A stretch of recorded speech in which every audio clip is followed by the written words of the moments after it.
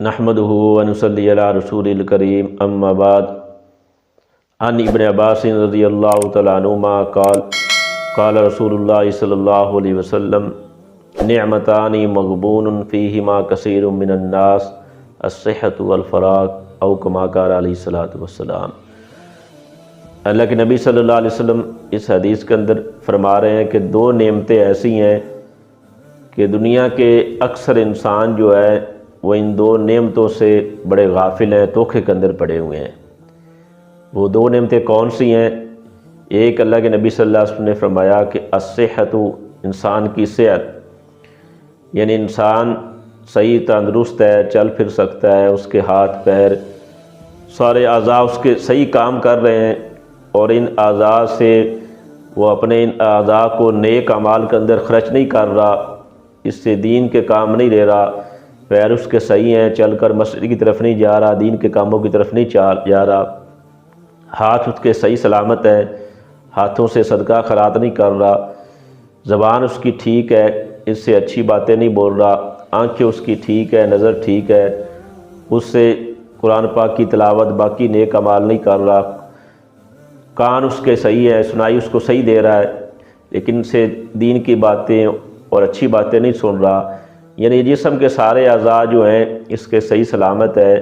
اور ان سے فائدہ نہیں اٹھا رہا، نیکی کے اندر اس کو خرچ نہیں کر رہا، تو اللہ کے نبی صلی اللہ علیہ وسلم نے فرمایا کہ یہ آدمی بہت بڑے دھوکے میں پڑا ہوا ہے۔ اور دوسری نعمت اللہ کے نبی صلی اللہ علیہ وسلم نے فرمایا والفراغ، اور دوسری نعمت ہے فراغت، یعنی بندہ فارغ ہے، اس کو اتنی مشغولیت نہیں ہے، اتنے زیادہ کام نہیں ہے، لیکن اس فارغ وقت کو آدمی اللہ تعالیٰ کی رضامندی والے کاموں میں نہیں لگا رہا، قبل اس کے کہ بندہ ایسا مشغول ہو جاتا ہے کہ اس کا دل کرتا ہے نیک عمل کرنے کو، لیکن اس کو ٹائم ہی نہیں ملتا۔ لیکن ایک بندہ فارغ ہے، پھر بھی اللہ کے نبی صلی اللہ علیہ وسلم نے فرمایا کہ وہ اپنی فراغت کو بھی نیک کام کے اندر نہیں لگا رہا، تو یہ آدمی بھی بہت بڑا دھوکے میں پڑا ہوا ہے۔ تو جب آدمی بیمار ہو جاتا ہے اس وقت اس کو پتہ چلتا ہے کہ یہ صحت والی نعمت کتنی بڑی تھی، اس وقت دل کرتا ہے کہ میں جمعے کی نماز بھی پڑھ لوں، میں مسجد میں جاؤں، جماعت کی نماز بھی پڑھ لوں، لیکن اس وقت یہ انسان کی بیماری کی وجہ سے وہ نیک اعمال نہیں کر سکتا۔ تو اس لیے جو اگر ہمارے پاس صحت ہے اور ٹائم بھی فارغ ہے تو اپنی صحت کو بھی اور اپنی فراغت کو بھی اللہ تعالیٰ کی رضامندی والے کاموں میں لگائیں گے